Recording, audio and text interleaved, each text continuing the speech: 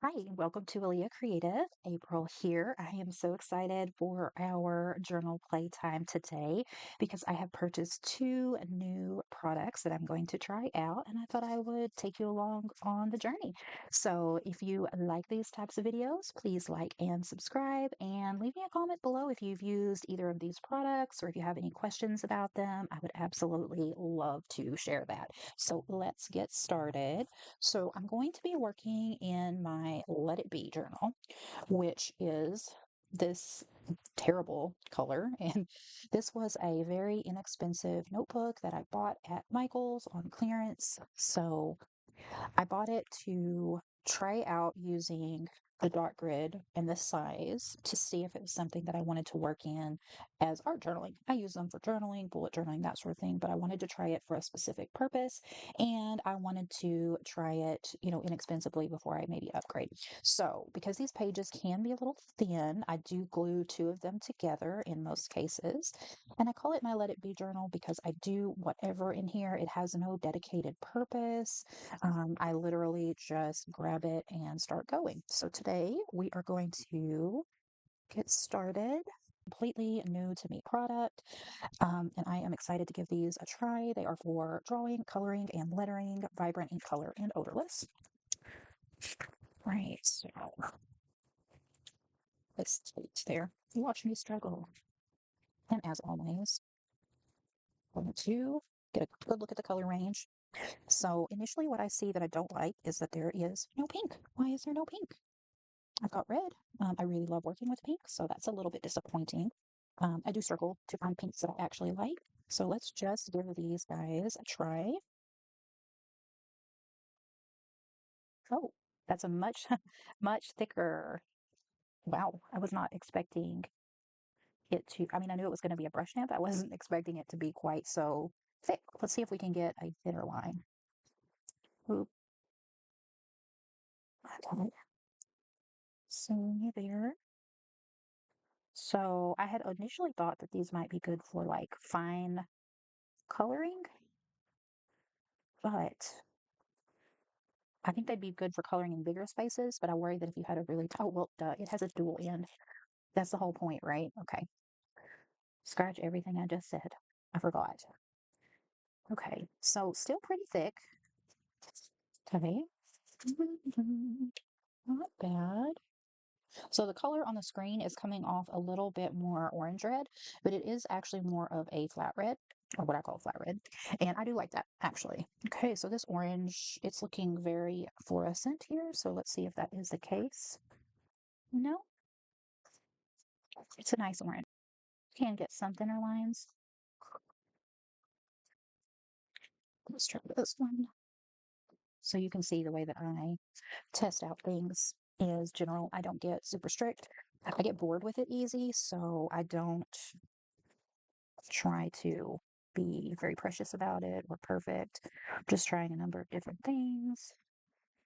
So I like the way that they fill in, and I do like the way these brush tips write. Um, but it would definitely be a little challenging for smaller spaces, I think, even with this smaller bullet tip. Look, I got my own system all out of whack there. So the yellow is good. So far, the colors are good primary colors. Here we have like a spring green. I wonder if these have names. They don't have color names. So I'm not sure how I feel about the shape of them because they are kind of square. And I'm not sure how comfortable that would be for me to color for a long time on it. For most people, it'd probably be fine. It's just that I have a tendency to press down too hard, which could make it difficult.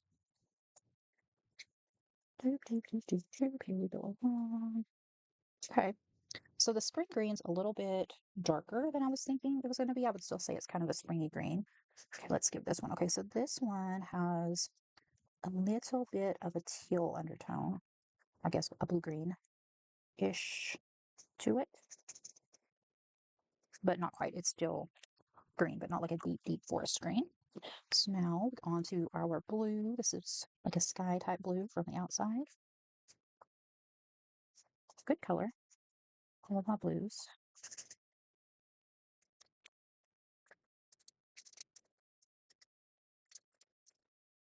So they're called doodlers. So thinking about that in the context of their name, I do think these would be fun to experiment with. Purple. Why purple but no pink? Why no pink? Zebra, why? Why no pink? I don't know if there's another set of these, and maybe there is a pink available in it. The purple is fine. It's just purple. Let's say it's a very good basic set of colors. Look at me trying to avoid going with the browns. Okay, so here's a darker brown. I'm getting bored with this now, but we're almost done.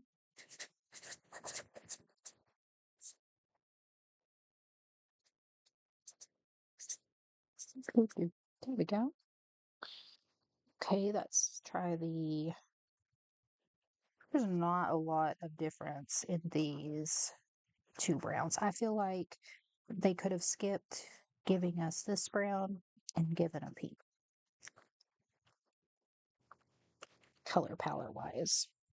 Of course, I have plenty of other pens that are pink, even though I don't have as many that I would love. Okay, so here is the silver or gray. It does something. Oh no. Okay, so we're not going to do we're running out of space, so I'm not going to do the other side on that. We'll condense the black here. I would have done that with the brown had I thought ahead. Okay, so there. Swatch all of those. Now let's see what they will do in the form of some kind of doodling. When in doubt, make some florals. I like to put my date up in this corner, so I'm going to leave some room to do that at the top. On this paper, again, not a very great quality of paper. There's a little bit of, I can tell if that's pilling or if that's a blob of ink. I think it's the paper. Left a teeny little amount there for that. So this is giving Christmas vibes now because it's the red and green. That is not the look I was going for. I've given up on leaving space up here.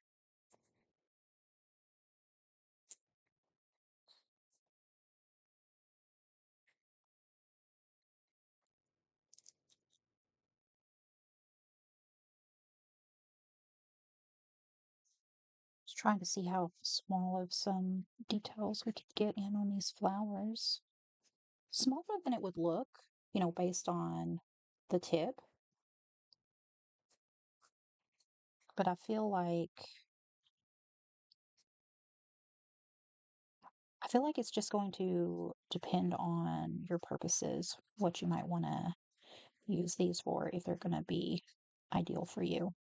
I may let my daughter use them to see how they work in her coloring books. She likes to do some of the cozy coloring books that are so popular. I haven't colored in any of them. It's because of the paper quality I feel is going to give me stress on what I'm doing here.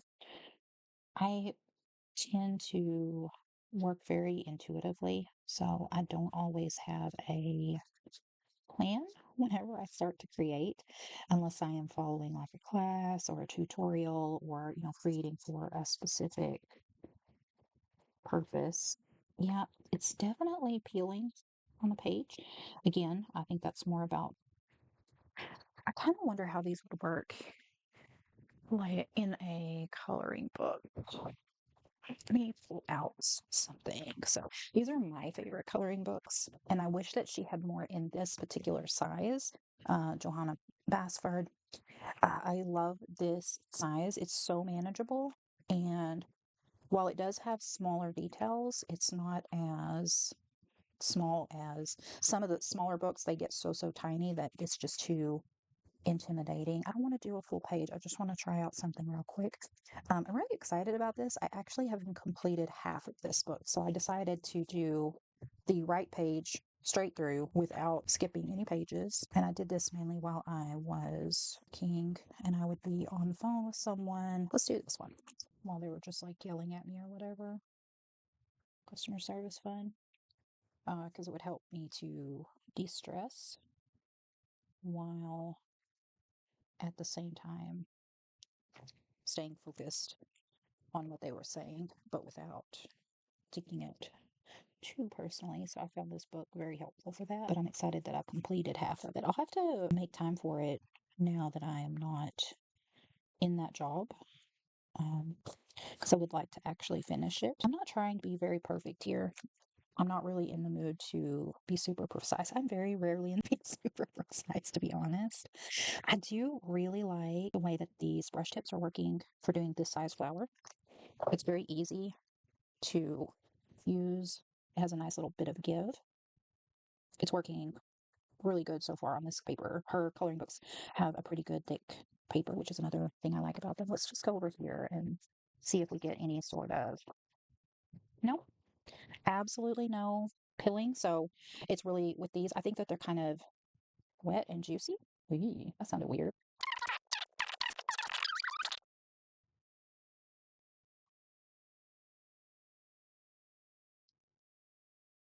Okay. So as that overlapped there, it made a darker spot, which made me think, hey, what if I purposely put in some darker to play with that color contrast? It's kind of fun. It's hard. It's Tuesday.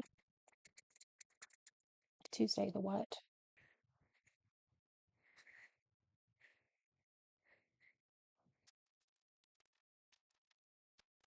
I want to see how these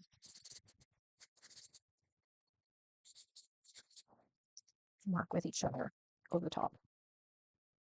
Oh, that peeling's so bad on this paper. Okay, so it blends a little and you kind of get some orange.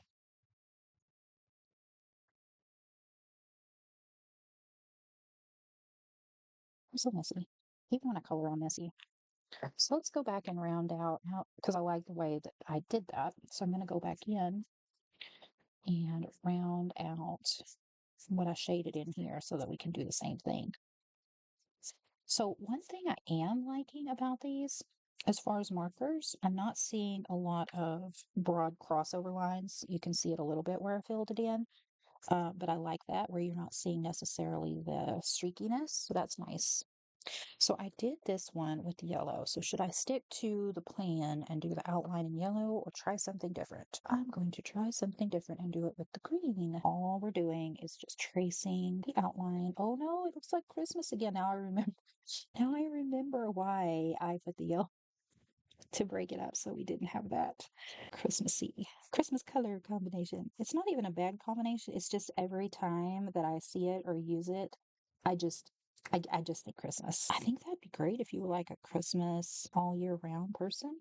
But I'm not. I only like Christmas for a couple about, a month and then I'm done. I'm done with it. I don't love that as much as I thought I would, but that's okay. I'm going to use the bullet nib since we have been ignoring it. And I'm just going to go in with some dots. Okay.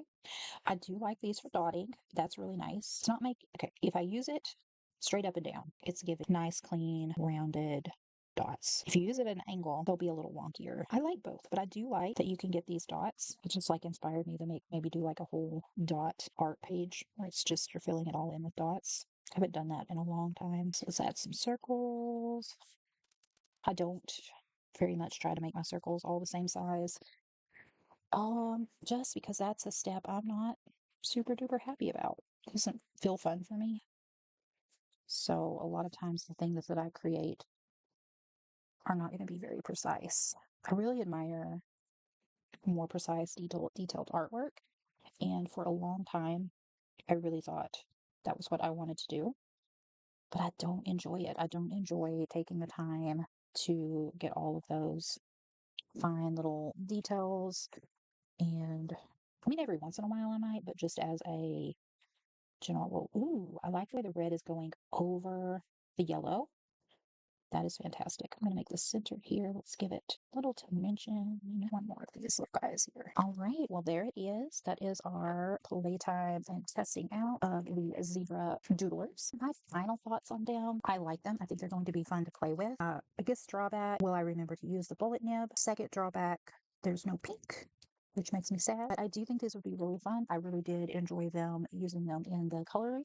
And I'm also going to let my daughter have a try with these to see what she thinks of them. So if you would like to see her thoughts on it, let me know in the comments below, and I might have her share those. All right, so I was originally going to include the Vivia color sheets in this same one, but of course, as always, this video has gone on a little bit longer than I intended. So we'll actually close this out and we will try these out in the next video. All right. Well, thank you again for watching. Go create something awesome, and I will talk to you later. Bye.